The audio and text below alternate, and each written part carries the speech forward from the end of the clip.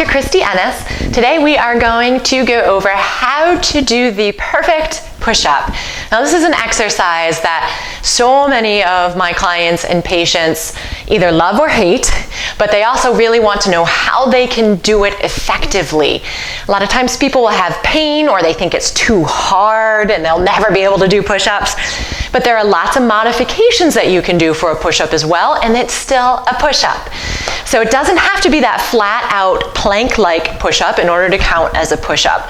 I oftentimes have people start out on the wall and then start to slowly move down in the surface because it becomes harder and harder as you get lower and lower. So once you get down to the ground, then I usually have people go right onto their knees and try to do that. So I'm going to show you the basic push-up today. Just be aware also that hand position can be in all different ways to target some different muscles. And as it gets harder and harder, you need to make it harder and harder, then you can change your body position. But the push-up is one of the most awesome exercises because it targets so many different muscles. So you actually are targeting not just the chest, which is what people really think, but you're getting triceps, you're getting abdominal muscles, you're getting thigh muscles too. So almost a total body exercise. So I'm going to go right into that push-up, and the key thing to remember is you want to do this the right way. That's what I'm showing you today. It's not about doing 50 push-ups. If they're not done correctly, you can cause injury or really not be very effective. So we're going to get into that position. So what you want to think about when you bring those knees off the ground is that you're keeping that belly button pulled in, and then you have that pelvis tucked so you're in a flat line, okay? So we're not here, which is not comfortable, but right here. And that holds true even if you're in a different position. And then you want to make sure those shoulders are stacked over those wrists.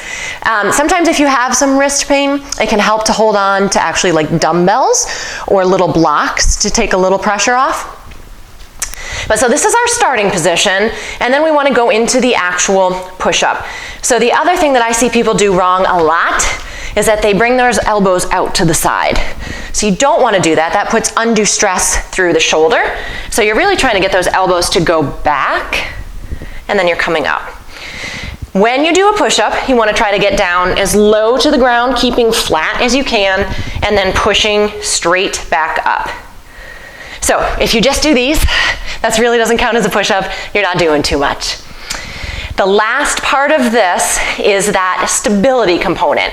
So thinking about, again, squeezing the legs together, belly buttons pulled in, and then when we drop down, we're actually going to squeeze those shoulder blades together, and when you push up, you're going to round into them, push them away a little bit.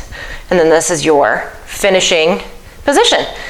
Again, you certainly can modify if you need to, dropping down to those knees, but when I see people do this, this is usually what I end up seeing.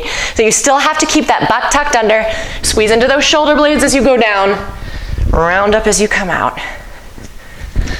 And there you have it. So again, remember you can do this in multiple different ways to make it okay on your body. Don't worry if you can't do 1,001 repetitions. Even just starting out with a few in whatever position feels comfortable for you is a totally good way to start.